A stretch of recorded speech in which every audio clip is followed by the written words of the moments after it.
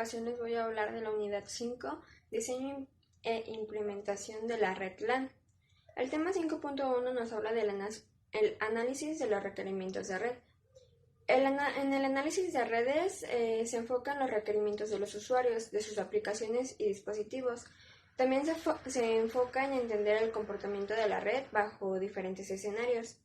También se puede definir como que determina y describe las relaciones que existen entre el conjunto de usuarios de la red, las aplicaciones y el dispositivo de red.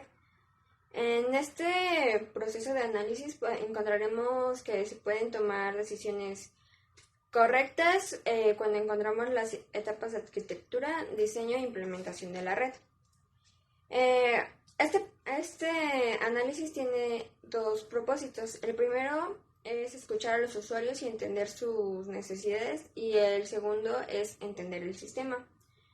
En el análisis de red se examinan también los estados de la red que existen, incluyendo los problemas que se pueden tener, como una descripción de tareas que deberán atenderse. Se desarrollan los requerimientos y flujos de tráfico, así como el mapeo de los usuarios, aplicaciones y dispositivos. De esta manera recopilamos información para las etapas que vienen después, que es la de arquitectura y diseño.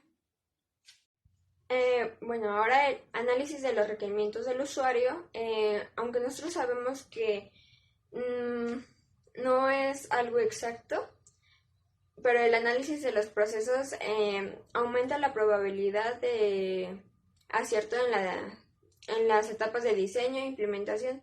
Los requerimientos del usuario pueden ser expresados en determinados servicios requeridos en la red, el volumen de tráfico de red para ser mejor manejados, su capacidad de almacenamiento requerido, los niveles de servicios requeridos.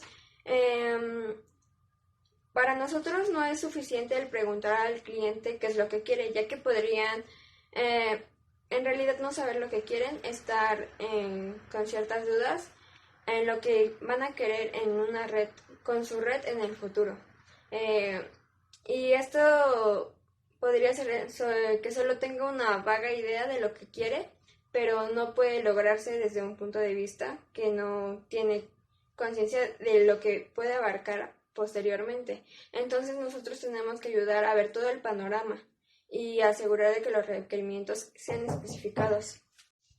Algunos de los servicios requeridos tienen que incluir una red básica de servicios, es compartir archivos, autentificación para el uso de impresoras de red, correo electrónico y acceso a Internet. Estos son los primeros en la lista y tendrán implicaciones de tráfico, seguridad de la red y otros servicios, y algunos otros servicios que podrían ser requeridos posteriormente, como aplicaciones de trabajo en red, videoconferencias. Estos requerimientos tienen un gran impacto en los requerimientos del ancho de banda. Una vez que la lista de servicios ha sido especificada y ha sido creada, es necesario tomar en cuenta los usuarios que normalmente usarán los servicios. Esta información puede ser obtenida con una estimación de tráfico que fluye en diferentes partes de la red. El número de tipo de transacciones del negocio son realizadas cada día, por ejemplo, en qué tan seguido los datos son modificados o son leídos. El rendimiento de la red es usualmente especificado en la base promedio de la velocidad, que es un servicio de red que corresponde a petición del usuario, y el nivel general de disponibilidad de la red, es decir, cuánto tiempo la red funciona en modo normal, que lo ideal es que funcione 100% en todo el día. Una de las cosas que a nosotros nos puede ayudar o afectar es que los usuarios tienen expectativas acerca de los resultados finales, y el tipo de tecnología de cualquiera que sea esta puede afectar las expectativas, sobre todo en el momento de gran demanda, donde podrían darse circunstancias adversas que son inevitables y vienen de tiempo en tiempo. Es una buena política educar a los usuarios que tengan una expectativa razonable, que no sean, que no pidan cosas que a lo mejor en un futuro se van a actualizar y van a querer que lo tenga nuestro programa desde un principio. Entonces, en este caso, los usuarios tienen que tener un balance en sus expectativas, tienen que ser razonables y no tienen que sobrepasar lo que se tiene en ese momento para que tengan la capacidad necesaria. Bien, ahora hablaré de la especificación de los requerimientos. La especificación de los requerimientos no especifica exactamente cómo será implementada la funcionalidad requerida, sino que simplemente provee un conjunto de criterios de la red. Esto es un documento donde se va a especificar todo lo que se lleva en la red. Y es una red propuesta para cumplir describiendo sus delimitaciones, el costo y lo significativo en el proyecto. La especificación de los requisitos debe incluir las siguientes secciones, que son estimación sobre los servicios y tráfico de red, despliegue de equipos y software de usuarios finales, aplicaciones de red, capacidad de almacenamiento de datos de la red, seguridad de la red, procedimientos de recuperación y respaldo de datos, apoyo de soporte y mantenimiento, programación para entretenimiento de los usuarios y limitaciones de presupuesto. Existe un documento que es el SLA que nos sirve para desmentir los niveles esperados de rendimiento que son poco realistas por parte de los usuarios. Como se mencionó anteriormente, a veces los usuarios tienen una expectativa muy alta de lo que pueda hacer el programa y tal vez en algunos de estos no se pueden cumplir en ese programa. Entonces este documento se tiene que encargar a bajar esos niveles. Esto es a partir de la información estadística que ha sido recopilada de la red a través de los dispositivos de monitoreo. Es usado para verificar los acuerdos y niveles de rendimiento que son cumplidos. El diseño de la red puede ser dividido en 4 fases principales, que son el análisis de requerimiento. En esta fase el analista de la red entrevista a los usuarios y personal tenido para obtener un mayor entendimiento de los objetivos técnicos y de negocio para el nuevo sistema o actualización. El desarrollo lógico se presenta la topología de la red nueva o actualización, el direccionamiento de capas de la red, el protocolos de nombre, intercambio y enrutamiento. El diseño lógico también incluye el planteamiento de seguridad, la administración de la red y la investigación inicial para que los proveedores de servicio puedan cumplir con el acceso remoto y a la WAN. El desarrollo de diseño físico. En esta fase del desarrollo físico se especifican las tecnologías y productos para llevar a cabo los diseños lógicos seleccionados. En esta fase también se tienen que tener contempladas las investigaciones de proveedores de servicio que se inició en la fase anterior. El paso final de estos es redactar, implementar el plan de prueba y construir un prototipo o piloto, optimizar el diseño de red y documentar el trabajo con el diseño de red propuesto. Existen diseños de redes descendentes, mejor conocido como top-down, que cuenta con diferentes fases. La fase número 1 es analizar los requerimientos.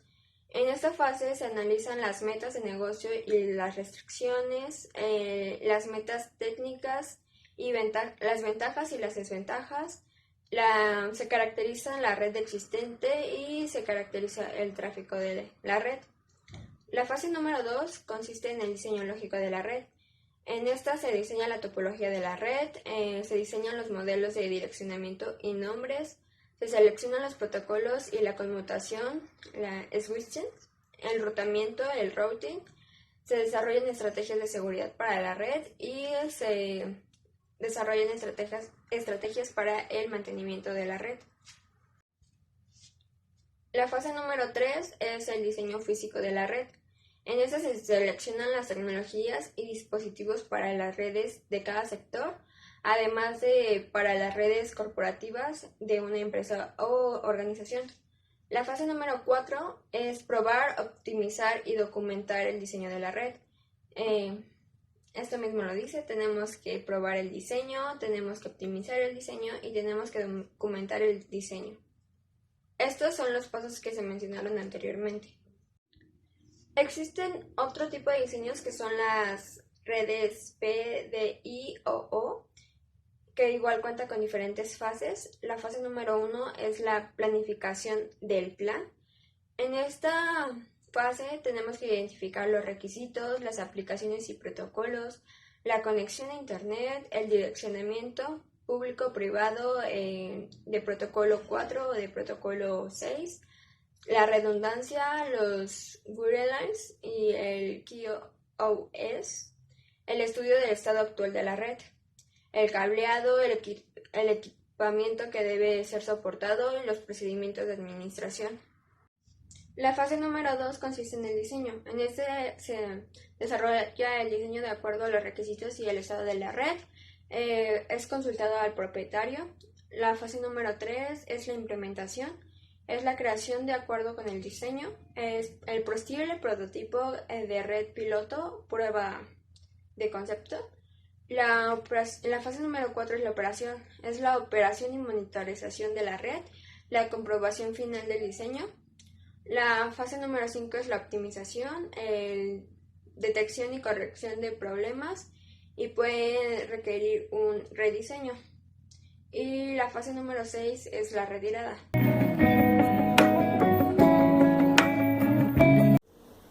.2 Cableado estructurado. Un sistema de cableado estructurado consiste de una infraestructura flexible de cables que aceptan sistemas de computación y de teléfonos múltiples. En la actualidad se utilizan 3 tipos de cables para realizar esta estructura, por así decirlo. El primero es el cable coaxial, que es el cable que tiene un alambre de cobre y una malla de apantallamiento que está cubierto por un aislante de plástico. El segundo es el par trenzado. Este consta de 8 alambres cubiertos de un aislante plástico que están enredados en pares. En este cable se divide en 2, que viene siendo el cable blindado y el no blindado. ¿Cuáles son? Bueno, unos ejemplos para el blindado es el cable STP y para el no blindado es el que comúnmente usamos en la creación de redes, que es el UTP. Por último, el tipo de cable es la fibra óptica. Este está constituido por uno o más hilos de fibra de vidrio. Hay 2 tipos de cables que son recomendados por la norma ANSI-TIA 568A, los cuales vienen siendo el cable de par trenzado y el de fibra óptica. El cable coaxial no se recomienda, pero pues se puede utilizar. 5.2.1 Estándares vigentes. Las 3 principales instituciones que se encargan de crear las normas y los estándares para la creación, la instalación y el mantenimiento de las redes son el Instituto Americano Nacional de Estándares, la Asociación de Estándares de Industrias de Telecomunicaciones, y la Asociación de Industrias Electrónicas. En sus siglas serían mejor conocidas como las normas ANSI-TIA. 5 de estos estándares principales para el cableado dentro de un edificio son la 568A, que es el para el cableado de telecomunicaciones. La 569 habla sobre los ductos y espacios de las telecomunicaciones. La 570 es el alumbrado de telecomunicaciones residencial y comercial livianos.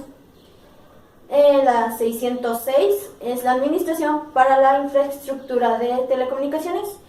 Y por último, la 607 son los requerimientos para telecomunicaciones de puesta a tierra y puenteado. Todas estas son las principales más que nada. Condiciones de seguridad vendrían siendo el tendido de cableado, tendido eléctrico, perdón, para evitar posibles descargas eléctricas debido a cómo está acomodado el cableado. Otra sería la medida de seguridad ante cambios de infraestructura del edificio, ya sea porque se cae alguna parte o le hacen remodelaciones.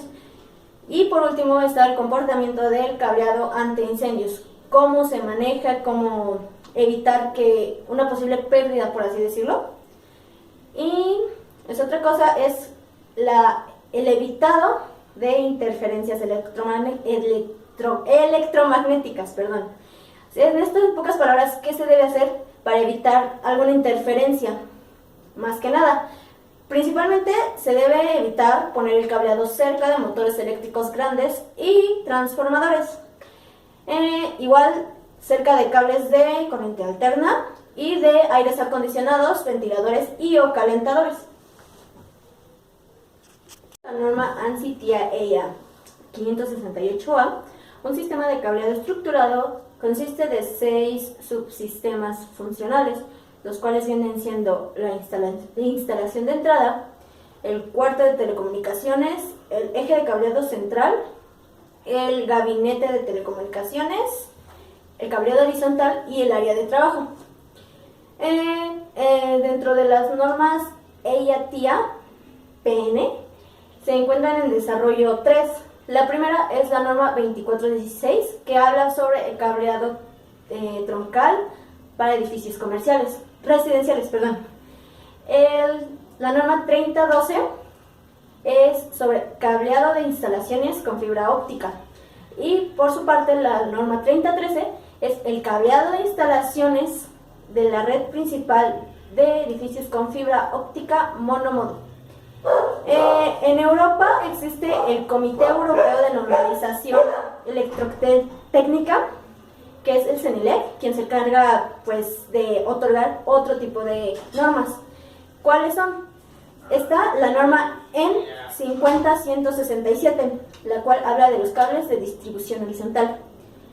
Otra norma es la EN 50168, que son los cables de parcheo y conexión a las terminales.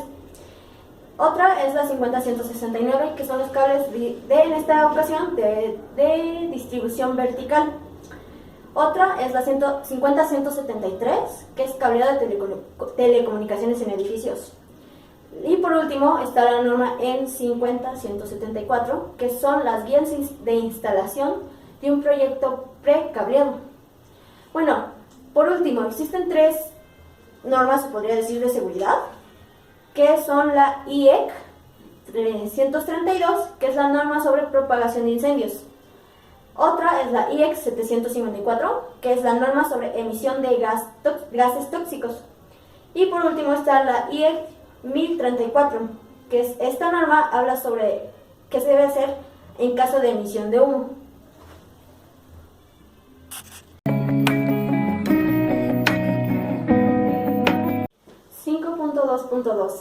Diseño y documentación de redes. En este apartado serán 4 puntos principales para lo que es, como acabo de decir, el diseño y posteriormente la documentación de una red. El primer punto sería planificar los requisitos de hardware y la topología de la red. Aquí se definirá cuáles son los requisitos del hardware y de la topología que se utilizará para crear una red. Dependiendo del hardware se define la topología usada. Aquí se contemplará la cantidad de hosts, la cantidad de switches a utilizar, los routers y la localización donde está el hardware. El segundo punto es determinar las direcciones IP, los nombres de host y servicios de nombres a utilizar en una red. Aquí se definirá el tipo de IP a utilizar dependiendo de si la red está conectada a internet. Si es así, se definirá qué tipo de IPv4 vamos a utilizar y De igual manera, definiremos los nombres de host y sistemas de nombres en Internet. El tercer punto es establecer las subdivisiones administrativas y diseñar una estrategia de subredes. Aquí es necesario definir los puntos de donde estará la administración, o sea, el administrador de la red. Esto dependiendo del tamaño de esta y de la cantidad de servidores conectados a Internet. Se tiene que diseñar una estrategia de subredes para que, pues, ¿cómo podría decirlo?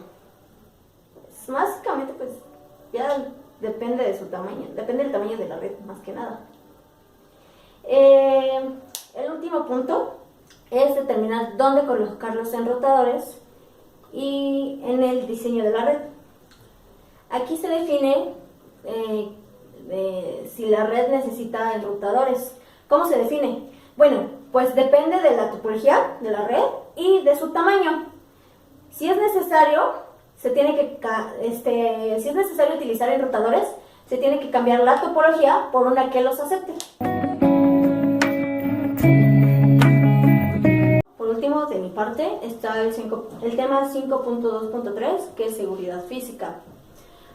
Para poder evitar posibles fallas o errores dentro de una red, es necesario contar con diferentes mecanismos de detección y prevención. Bueno, para empezar, el recurso más importante dentro de una red es el hardware. Los peligros más comunes que, por así decirlo, enfrenta son, primero, el acceso físico. ¿A qué me refiero con el acceso físico? Es cuando un usuario o una persona desconocida, puede acceder al equipo de cómputo. Puede acceder al software, se podría decir, o por así decirlo, a la red misma. ¿Qué se tiene que hacer para evitarla? Primero, pues tendríamos que contar con analizadores de retina para evitar que gente desconocida o gente foránea pueda entrar a la sala de comunicaciones, al cuarto de cómputo, como quieran verlo. Tarjetas inteligentes, el uso de videocámaras para identificar quién entra, quién accede a la sala y quién no, o quién pudo haber causado un problema. Y por último, vigilantes. ¿Cuáles son los vigilantes? Son las personas que se encargan de checar que toda la sala esté en orden, que todos los equipos estén bien, que no hayan sufrido ningún daño, ningún maltrato. Otro peligro que enfrenta el hardware viene siendo los desastres naturales, como cuáles: los terremotos o vibraciones, las tormentas eléctricas, las inundaciones, humedad y por último los incendios del humo. Primero, para evitar esto, en caso de un terremoto se debe tener los equipos en una plataforma de goma, ya que estas plataformas, por así decirlo, absorben las vibraciones o el movimiento. En caso de tormentas eléctricas, ¿qué se debe hacer aquí? Pues más que nada, pues desconectar los equipos, porque no es, por así decirlo, no se puede evitar que las computadoras se dañen debido a la intensidad con la que a veces llega la electricidad. En inundaciones y humedad, pues ¿qué? Pues mantener el cableado, las tomas de corriente eléctrica y los equipos a un nivel seguro, que evite que pues se ocurran descargas, cortocircuitos, todo ese tipo de cosas. Y en incendios más que nada, pues se recomienda contar con un sistema de extinción automática, aunque pues normalmente ese tipo de sistemas dañan los equipos de cómputo. Otro punto aquí son las alteraciones del entorno. ¿Cuáles son estas? La electricidad. Por ejemplo, cuando llega una sobrecarga de electricidad, los equipos se dañan. O cuando se va la luz, por ejemplo, se apagan las computadoras de repente y pues eso provoca fallos. ¿Qué se debe hacer? Se debe de tener una toma de corriente artificial, por así decirlo, o en dado caso para las sobrecargas eran, ¿cómo se llama? Algo que evite, un sistema que evite que cuando se suba la tensión de la electricidad dañe los equipos. Otro es el ruido eléctrico, que viene siendo creado por los mismos equipos de cómputo o por aparatos externos desde la sala. Se recomienda más que nada tener alejados los equipos aquí de los ruidos para evitar fallas. Bueno, por último, para las temperaturas extremas, como ya he dicho, normalmente ahorita hay veces que está muy caliente, hace mucho calor, y hay veces que hace mucho frío. ¿Qué se puede hacer? En este caso, pues, más que nada son los sistemas de calefacción. Esto evita que los equipos de cómputo se vean afectados por el cambio climático. Un punto que también se debe proteger, aparte del hardware, es el software o la información. ¿Qué se debe hacer en estos casos? Se debe contar con copias de seguridad. Lo más recomendable en este caso es que las copias de seguridad no estén cercanas a las salas de telecomunicaciones, a las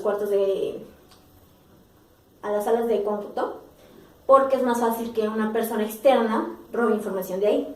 Otra cosa pueden ser los firewalls, que evitan que cualquier persona entre al sistema, cualquier persona te robe información. O sea, le pone prácticamente un muro para que no pase ciertos límites del software.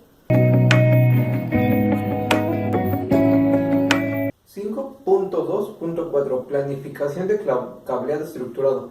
Principalmente cuando nosotros queremos hacer un cableado estructurado dentro de lo que es un edificio, tenemos que seguir diferentes especificaciones.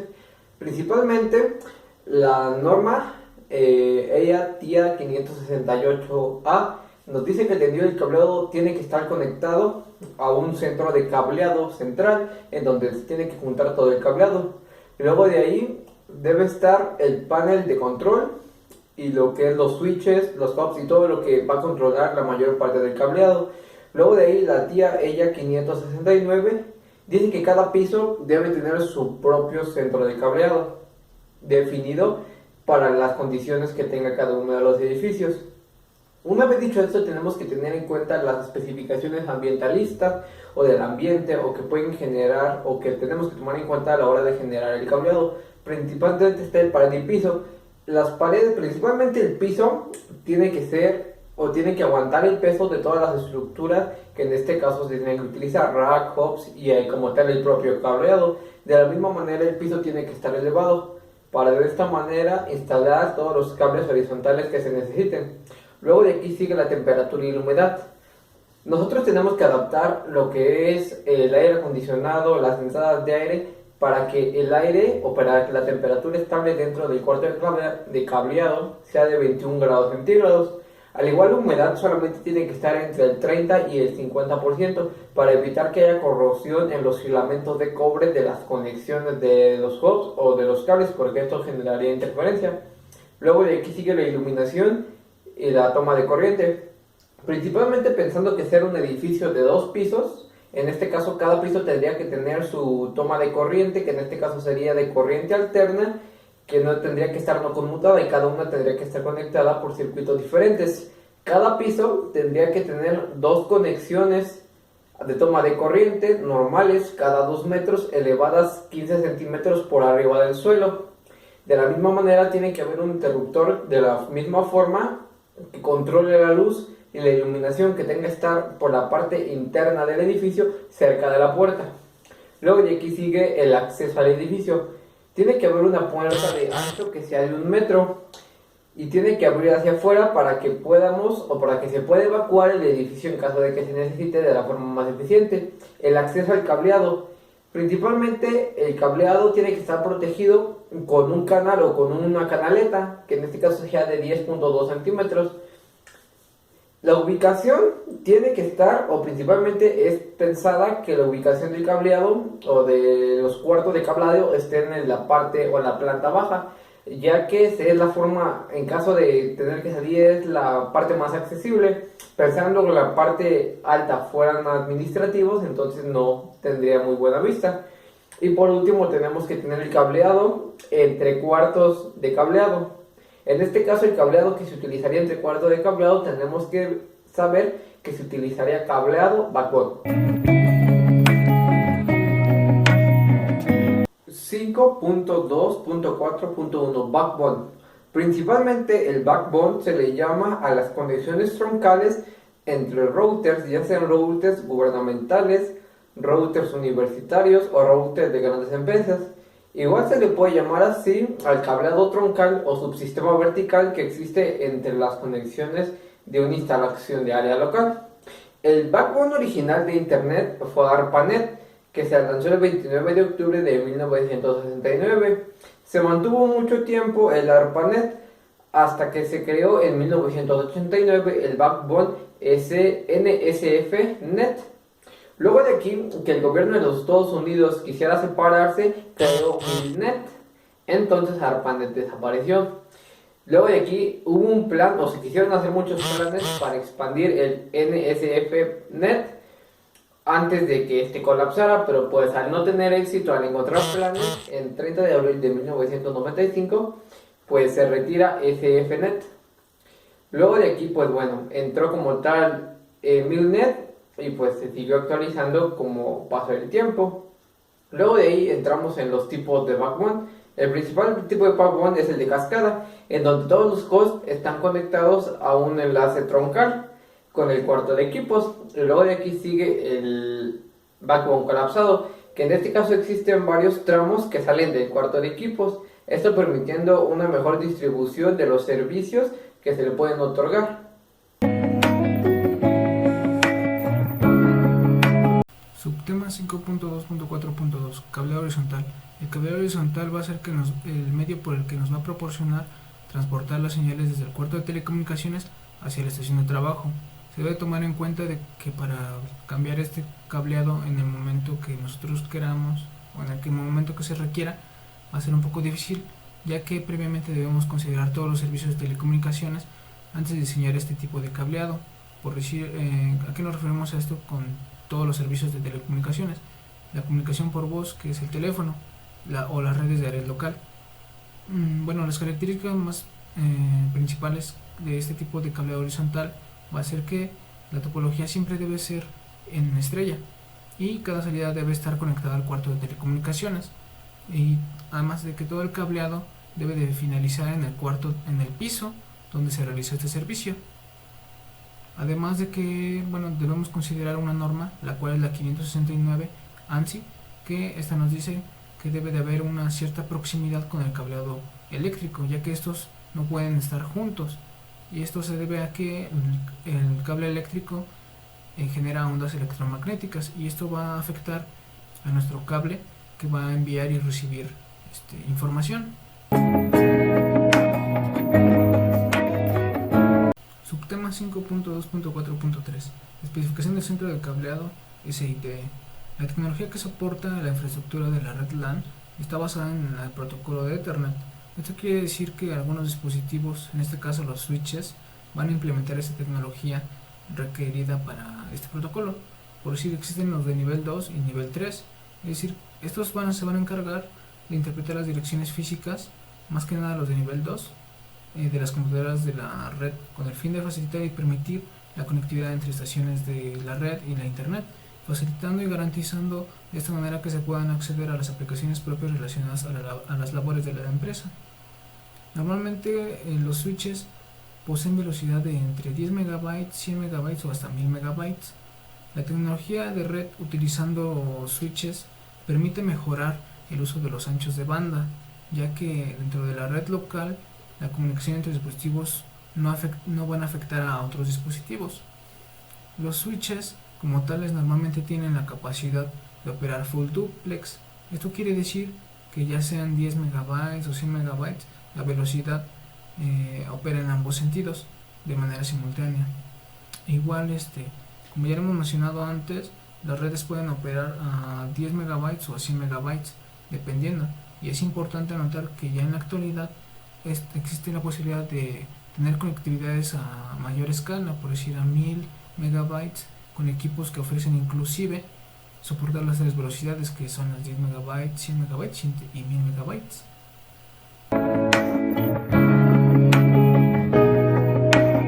Hola, yo les voy a hablar sobre el tema 5.2.5 que es organismos y certificaciones. Bueno, vamos a empezar con OSI. Es como que una pequeña introducción y un recordatorio de qué significa OSI o ISO. Bueno, vamos a empezar con ISO. ¿Qué es ISO? ISO es International Standard Organization y OSI es Open System Interconnection. Bueno, el modelo de referencias de interconexión de sistema abierto que dice que OSI, o como bien lo conocemos OSI, fue lanzado en 1984. Fue uno de los modelos de red descriptivo creado por ISO, proporcionado a una fabricantes de conjunto de estándares que aseguran una mayor compatibilidad entre los dispositivos. Tipos de tecnologías de red que producieron las empresas a nivel mundial siguieron estos esquemas y este modelo que crearon las personas. Son números de protocolos durante muchos años que fueron creados, los protocolos que ya tuvimos la oportunidad de conocer y hablar un poquito de ellos, que ocuparon el centro de la escena de las comunicaciones y de la informática. Les puedo decir que el adivamiento de protocolos más flexibles, donde las capas no están tan demarcadas o determinadas o correspondidas, con los niveles que no son tan claros, puso a este esquema un segundo plano. Sin embargo, sigue siendo muy usado en las enseñanzas como de manera para mostrar estructura de la pila o protocolos de comunicación. La IEEE o IEEE 82 es un estudio de estándares predeterminados del Instituto de Ingenieros Electrónicos y Eléctricos Electrónicos, para ser más precisos, es lo que significa IEEE. Recuerden, ingenieros eléctricos y electrónicos, que actúan sobre las redes y las organizaciones que crecientemente y siguen su propia definición sobre las redes de área local, que son RAN, en inglés LAN, y redes de área RAN, LAN y MAWAN, las más conocidas que hemos estudiado. También es muy importante mencionar que la IEEE o ingenieros de estándares, ingenieros electrónicos y eléctricos, por así decirlo, también se basan mucho en sus estándares que proponen, en algunos de los cuales son muy conocidos en Ethernet. Por ejemplo, la IEEE 82.3 o el Wi-Fi, que viene de Wi-Fi, que es la IEEE 82.s. Incluso está intentando los estándares de Bluetooth que entran en la 802.15. Se centra a definir los niveles más bajos según su modelo de referencia, o sí, sobre cualquier otro modelo. ¿Qué más podemos decir? Concretamente, subdividirse al segundo nivel de enlace, los subniveles de nivel lógico de recorridos, lo podemos observar en la 82.2, que es el acceso a medios. Del resto de los estándares recogen tanto el nivel físico como el subnivel de acceso al medio. Esto es lo que podemos decir, un poco de introducción de lo que más adelante podemos ver en el siguiente punto.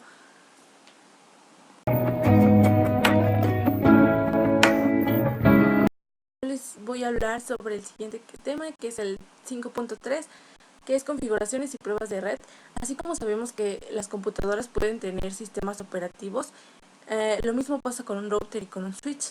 El sistema operativo Internet Board o IOS, que Cisco es un software de dispositivos de Cisco.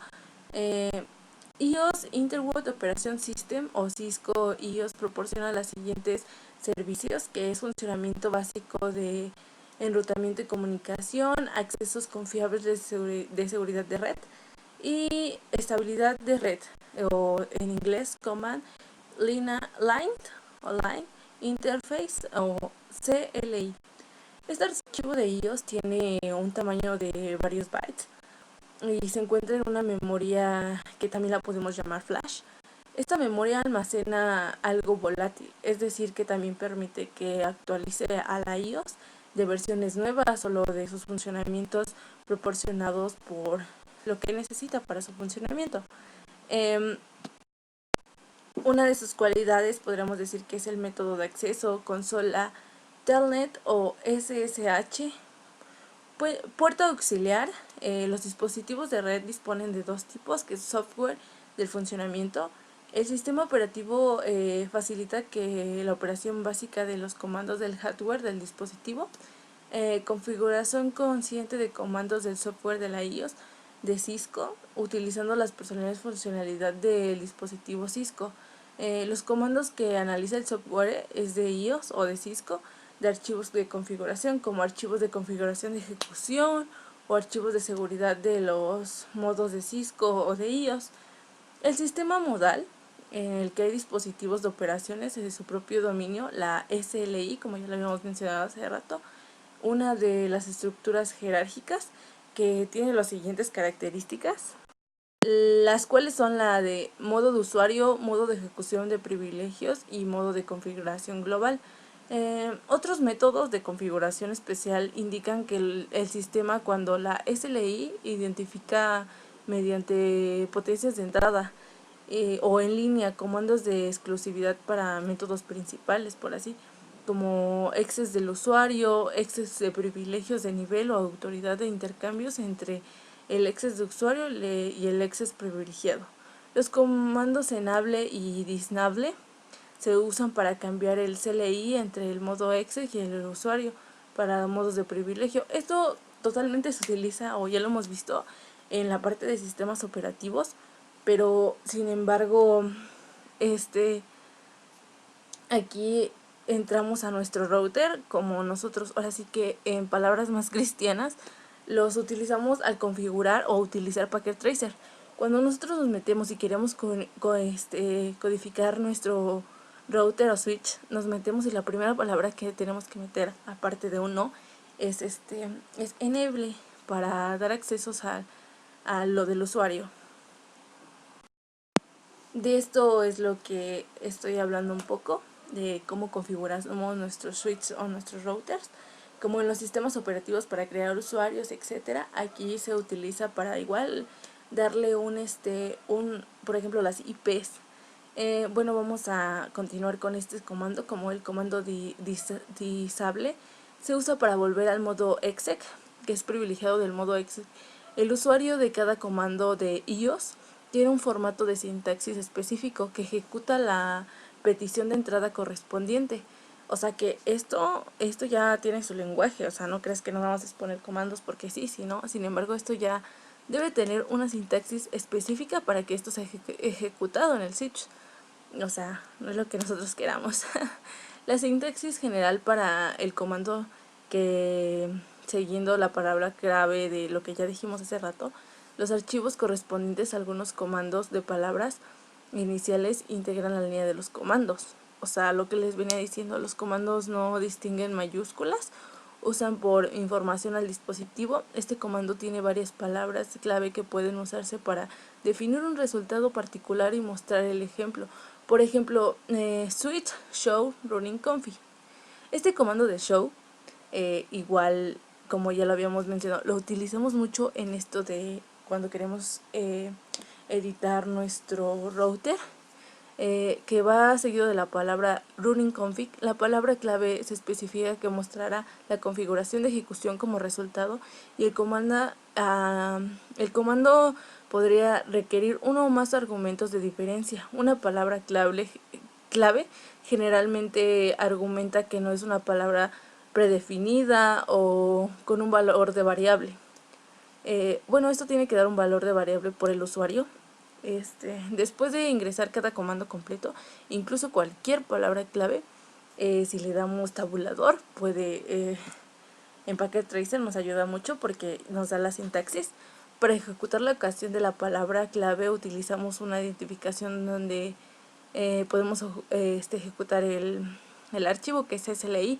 que, o sea, nosotros lo podemos totalmente visualizar, va a salir una pequeña pantalla de cómo lo podemos visualizar en Packet Tracer y nosotros lo hemos utilizado para poder configurar esto.